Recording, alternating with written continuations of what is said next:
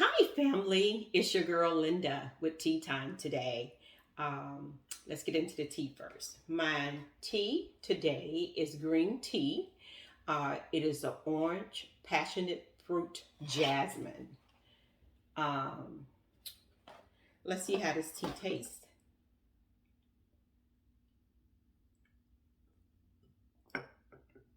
That is delicious. Orange passion fruit jasmine. Warm it up. Put your little agave or a little sugar in there, and this is delicious. I am telling you.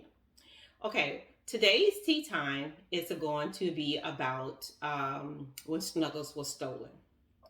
But before I get into my tea time, I would like to thank everyone that has been watching my videos. It means so much to me for you to watch my videos and for you to share my videos. I started this as a passion. It's been maybe a month and a half since I started this.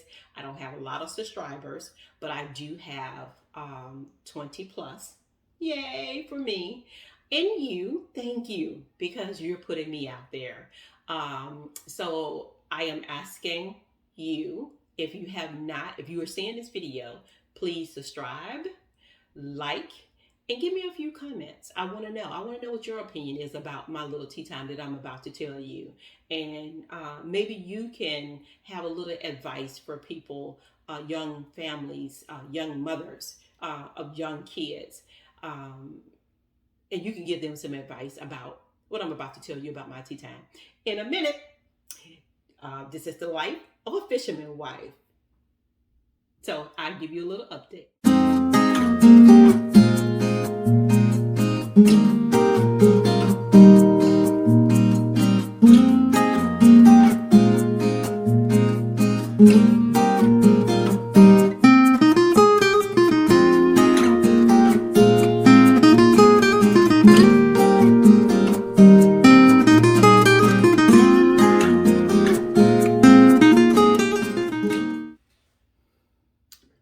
Okay, family. Today's tea time is going to be about Snuggles again. I told you I couldn't do it the whole month, but this tea time is going to be about Snuggles. That tea is so good until I had to get another little sip out of that tea. Uh, but anyway, so the story today is, like I said, it's about Snuggles. And we had Snuggles about, I don't know how long.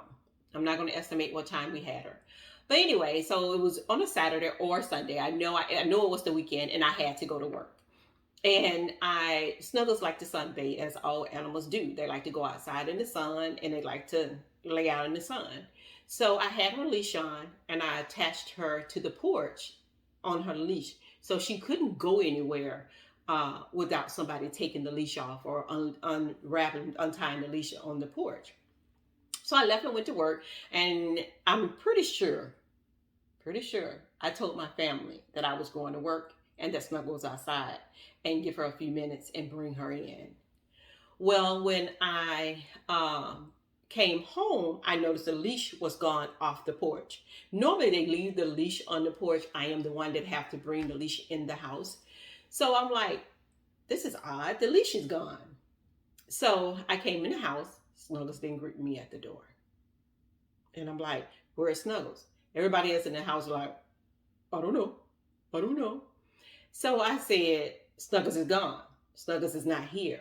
And everybody going around the house looking for her. No Snuggles in the house. We don't know what time she was taken, how long she had been gone. We don't know anything. All we know is Snuggles is not there anymore. So then my youngest son and I, we start walking around the block. I'm crying, he's crying. My husband get in his truck and he go out looking for Snuggles to, see could he find her by riding around in the neighborhood. And he told us to, just walk the neighborhood and see can you walk up on her. And in my mind, she's gone.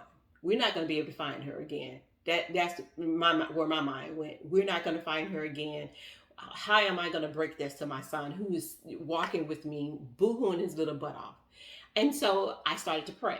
I say, Lord, if we don't find Snuggles, I say, please let her be in a safe place. Don't let her be in a place where she's dog bait for a bigger dog, because that's what they do to small dogs. And now I was like, let somebody love her as much as we love her. Don't let any harm come toward her. So then maybe after we walked around a block or two, my husband finally drives up with Snuggles. And I'm so excited, and she's excited. Her little tail is going, and my son is smiling. And that just made my day to know that we got our baby back. So then I was like, what did you find her at? What happened? Tell me the story. So he said that he was passing by a store, and he saw a mother and maybe eight, 9 year old walking with Snuggles. So he stopped. And he looked at her and he was like, yeah, that's the pink leash that was on the porch, the pink collar around her neck, our name, everything is on Snuggles. So the mother says, so my husband get out the car and he says, that's my dog right there, ma'am. And she said, no, it isn't. My husband bought this for my son. And he said, ma'am, I'm sorry, but that is my dog right there. That I have pictures all through my phone of that dog. And he said, also in my truck, he said, I got papers where I bought the dog, because we never threw away the papers. We had papers in our car where we had taken Snuggles to the vet.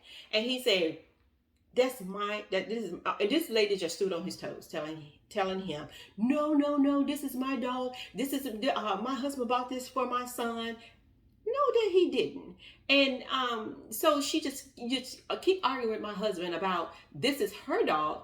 Her husband bought it, and she was gonna get her husband on the phone, and her husband was gonna come and whoop somebody's butt that was up there. And then so he said, well, ma'am, you can call your husband all you want to, but this is my dog. Just so happened, police passing by, see the commotion, stop by and ask what was going on. And my husband explained, this is my dog. She was stolen off my porch. We don't know what time, but this is my dog. And, so the police said, call the dog and see what happened. He said, Snuggles. Zoom to my husband, jumps in the truck. He said, ma'am, get that man back his dog. Why you got this man dog like that? So then he asked my husband, he said, do you want to press charges? My husband said, no. Why not? Why not? Now, if I don't believe in doing young kids wrong. He was a little young boy. Yes, he was. Oh, and the little boy was standing on my husband's toes too, telling my husband that it was his dog and his dad had got him that dog, knowing good and well that he had just stole that dog off of my porch. The mama may have been with him when he stole the dog off my porch. Don't know. But I wanted to teach both of them a lesson. I did. I wanted to teach both of them a lesson. My husband is the nicest guy you ever wanted to meet. And he was like, no, I don't want to do this to this young guy. I just want him to know that it wasn't right for what he done. That's it. No. He would have been taught a lesson that day. I would say, yes, I want to press charges, because this young man came on my porch, on my property, and stole my dog, and his mom gonna take up for him. I want her to know that, don't take up for your son. Parents, don't take up for your kids when they're in the wrong. If they're in the wrong, I would have accepted it more if the mom had said, I thought it was a little suspicious. He told me a different story about this dog. But sir, if this is your dog, here's your dog. I am so sorry that my son stole your dog. And even though I was helping my son, I probably would have said I was going to discipline him when he got home about stealing your dog, just so that you wouldn't press charges. But no, she upheld him right there to the end. I'm not saying, lay the hammer down on your kids in front of people and yell them and do things that you shouldn't be doing in front of people. There's always a time and a place for everything. But when your child is in the wrong, you don't lie for them. You let them know that it was wrong, and you're not going to stand for it, because that was something, well, it really wasn't small. But, it was, no one got hurt at that time. Really bad emotionally, yeah, it was hurting. But when it started out small, and then it go to something bigger and bigger and bigger, and bigger. And then how long are you gonna take up for them? What you gonna keep taking up them for them with? You know, when is enough is enough. When it's so out of control, he's hurting people now. Then that's when you're gonna decide that you're gonna cut it out. You're not gonna uphold them in their wrong. No, you start with the small things. So it would never get to those big things. Never get to the big things. I have always told my kids that, honey, don't tell me you did something wrong, because I'm going straight to the police station on you. If you tell me you did a hit and run, somebody got hurt, well, you might not have should have told mama, because mama gonna tell it. Because if it was you and somebody hurt you, I want somebody to tell me. So that's it. Do right. You know, and when teachers call you from school, you know, and tell you that your kids has done something, don't always jump on those kids. You know, sometimes just say, that is so out of their character. What made them step out of their character that way? You know, get down to the bottom of the story and find out what, you know, the bottom of the story is. Because there's always two sides to each story. And it is. It's two sides to each story. So I just wanted you to know that, family. I wanted to give you a little tea time today. And I wanted to tell a little bit more about Snuggles. My next tea time, I'm going to tell you how I lost 50 pounds. Yes, your girl lost 50 pounds. I didn't do a whole lot, but I tell you, stay with me. Watch me next Monday for my tea time to find out how I lost 50 pounds. And I cannot say that I'm keeping it every pound off, but I am managing it. I am managing it through COVID. Yes, I am. I'm trying my best.